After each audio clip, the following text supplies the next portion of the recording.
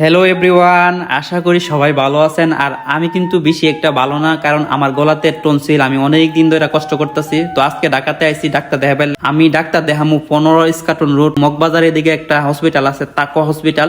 তো এই হসপিটালের মধ্যে যামু। তার আমার অ্যাপয়েন্টমেন্ট ছিল 5টায়। তো আমি বের হয়ে গেছি একটু আগে। তো আয়সা দেখি এই বাংলা মোটরের মধ্যে আইছি, একটু জাম পড়ছে। তো জামের মধ্যে বসে রয়েছি, আর এদিকটা বড় বড় বিল্ডিং দেখতেছি। আমি বিল্ডিং দিকে নাইমা গেছি গা, মামারে কইছি মামা আপনি নামাই দেন, আমি যাইতে পারম। তো আমি একটা গুগল ম্যাপ বাই করছি। এই গুগল ম্যাপের মধ্যে 3 মিনিট সময় দেখাইতেছে, কিন্তু আমি আটতাছি গুগল ম্যাপের সাথে সাথে। তো ওই দিক দিয়ে অনেক রেজিং গাইতাছি, ভাই তাকওয়া হসপিটাল কোন দিকে আপনি চিনেন কিনা। তো এক ভাই কইতাছে হেমদা যাইবেন। তো আমি হেমদা যাই হেমদা ঘোরাঘুরি করতেছি, প্রায় 10 থেকে 15 মিনিট ঘোরাঘুরি করতেছি, কিন্তু হসপিটাল তো পাই না। আর আমি কিন্তু গুগল ম্যাপ দিয়ে রাখছি, গুগল ম্যাপও কিন্তু আমার সাথে উল্টাপাল্টা করতেছে। তো যাই হোক, অবশেষে ফাইলেছি তাকওয়া হসপিটাল। এই সেই তাকওয়া হসপিটাল। তো এখানের মধ্যে কিন্তু আমি ডাক্তার দেখামু কামরুল হাসান তরফদার স্যারকে। তো স্যারের চেম্বার বেলে 8 তলার মধ্যে। তো আমার আবার 8 তলার মধ্যে উঠতিব।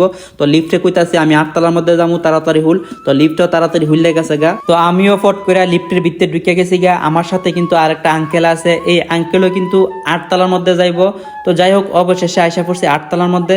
তো এইটা হচ্ছে স্যারের চেম্বার। এখানের মধ্যে কিন্তু কেউ নাই। কেউ না থাকার কারণ হইতাছে গিয়া আমার অ্যাপয়েন্টমেন্ট কিন্তু 5টায়। আমি কিন্তু একথা আগেও বলছি। তো আমি 4টার সময় গিয়া বয়ে রইছি। তো হঠাৎ করে শাহিন ভাইয়ের সাথে দেখা হয়েছে। তো শাহিন ভাই কইতাছে তোমার সিরিয়ালটা কাটটা লাও। তো শাহিন ভাই আমার 1 নম্বর সিরিয়াল দিছে, দিয়া কইতাছে অপেক্ষা করো, স্যার একটু পরে আইসা পড়বো। যেহেতু আমার 1 নম্বর সিরিয়াল, তো হঠাৎ করে স্যার আইসা পড়ছে, আমার নামটা ডাকছে। তো আমি ভিতরে গেছি, ভিতরে গিয়া স্যারের সাথে কথা বললাম। তো স্যারে বলতেছি স্যার আমার তো বলছে অপারেশন করার জন্য, তো এখন আপনার কাছে আসা। তো স্যারে বলতেছে তোমার 2 মাসের ওষুধ লিখা দিছি, এই 2 মাসের ওষুধ খাও, তারপরে 2 মাস পরে দেখা করো। তো আমি 2 মাসের ওষুধ লিয়া নিচে নাইমা আইসা পড়ছি।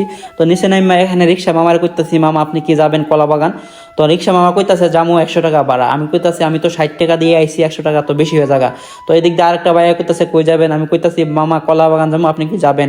তো এই মামাটা কইতাছে আচ্ছা 60 টাকা দিয়ে আপনি রিক্সার মধ্যে ওঠেন। তো যাই হোক, আমিও কিন্তু দরদাম কইরা রিক্সার মধ্যে উঠতে গেছি। আপনারা যারা ঢাকা শহরে ঘোরাঘুরি করেন বা যান, অবশ্যই রিক্সার দামটা ফুরাইয়া যাবেন, আনলে কিন্তু সমস্যা আছে, সমস্যার মধ্যে পড়তে পারেন। তো এদিক দিয়ে কলা বাগান আইসা দিই রাস্তার মধ্যে সুলা বুট বিক্রি করতেছে। তো আমার কাছে সুলা বুট অনেক ভাল লাগে। এদিক দিয়ে বেড়ারে কইতাছি আমার সুলা বুট দেন। আমার আসলে অনেক খিদা ছিল, যার কারণে আমি সুলা বুট গুলা তাড়াতাড়ি হাই লেছি। তো যাই হোক, আপনারা কার কার কাছে এই সুলা বুট ভাল লাগে আপনারা অবশ্যই কমেন্ট করে জানান। ও আরেকটা কথা মন নাই, আপনারা কিন্তু আমার জন্য অবশ্যই দোয়া করবেন যাতে আমার গলাটা ভালো হয়।